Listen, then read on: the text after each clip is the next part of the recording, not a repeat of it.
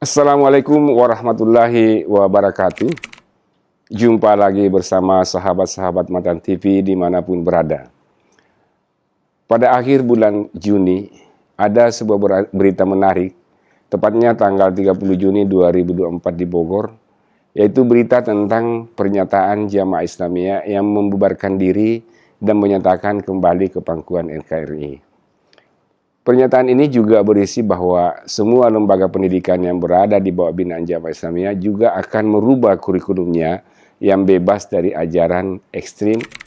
Dan pernyataan ini ditandatangani oleh 16 tokoh-tokoh Jamaah Islamiyah di Indonesia.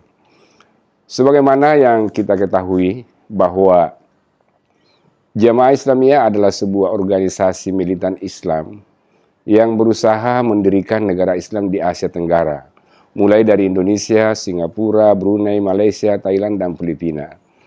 Jamaah Islamiyah didirikan pada tahun 1993 yang anggotanya kini mencapai lebih dari 5.000 orang dan berkoalisi dengan Al-Qaeda dan Taliban. Para kader Jamaah Islamiyah banyak melakukan pelatihan di Afghanistan dan Filipina Selatan.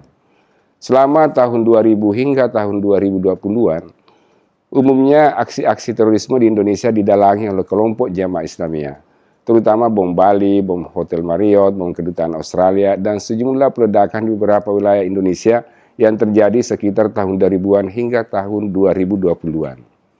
Densus juga banyak menahan kelompok dan jaringan ini selama beberapa tahun terakhir karena diduga akan melakukan aksi terorisme.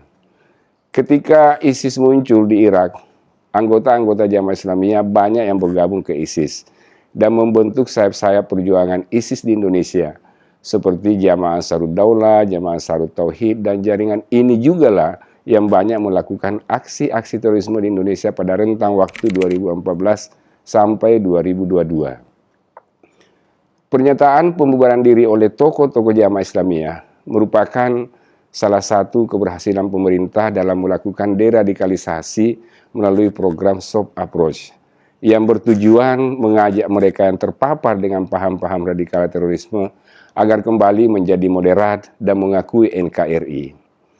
Selain itu, pembubaran ini menunjukkan bahwa gerakan Islam militan tidak pernah berlanjut lama dan sering terjadi konflik internal antara mereka sehingga akhirnya bubar sendiri. Di beberapa negara Islam misalnya, di mana terdapat gerakan-gerakan Islam militan, juga tidak pernah berlangsung lama. Hal ini disebabkan karena mereka yang terlibat dalam gerakan-gerakan seperti ini, umumnya didasarkan pada sikap fanatik dan emosi, sehingga masing-masing pihak cenderung mempertahankan pandangan mereka dan sulitnya mencari sosok pemimpin yang konsisten. Di Mesir misalnya, Jamaah Islamiyah juga mengalami nasib yang sama. Banyak anggotanya yang keluar dari kelompok itu dan juga terpecah-pecah menjadi beberapa kelompok.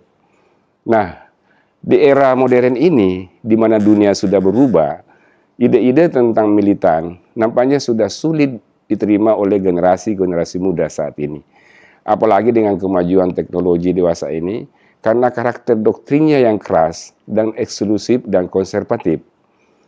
Meskipun tidak bisa dipungkiri bahwa kelompok radikal masih terus berusaha menarik dan mempengaruhi anak-anak muda, terutama yang tidak berpendidikan, bergabung dalam jaringan-jaringan Islam militan.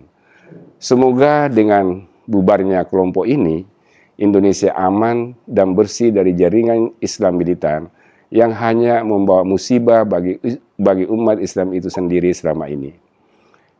Demikian, semoga bermanfaat bagi kita semua, terutama bagi masyarakat, bangsa, dan negara yang kita cintai. Wassalamualaikum warahmatullahi wabarakatuh.